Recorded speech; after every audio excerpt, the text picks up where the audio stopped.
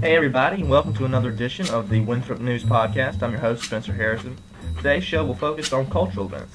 I recently sat down with Global Learning Initiative Chair Karen Kondrowski, and we talked about how many cultural events students should attend. Here's what she had to say. I actually think 18 is about right.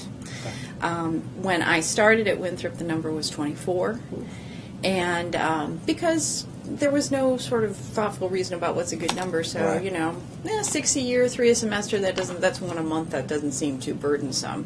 Except, of course, for some students, it turned out to be rather burdensome. It was burdensome for transfer students who had to squeeze in quite a few cultural events, even though they were prorated.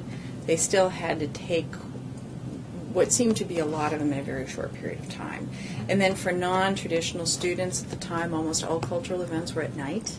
Well, if they worked in the evenings, they had a hard time getting them in. So the cultural events perspective has evolved.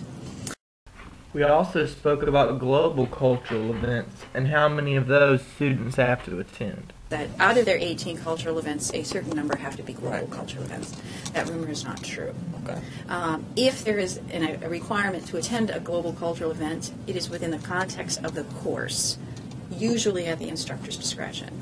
So far, I know of only one course that requires that students attend a global cultural event, and that is ACAD. So out of the two that they do go in ACAD, one of them needs to be global. There may be others that I don't know about, but I haven't heard. And I've gone through a number of syllabi from fall semester and have not seen that as a requirement on a syllabus. Well, that's all the time we have here today. Thanks to Dr. Karen Kondrowski for talking with us, and we hope you tune in next time for another edition of the Winthrop News Podcast.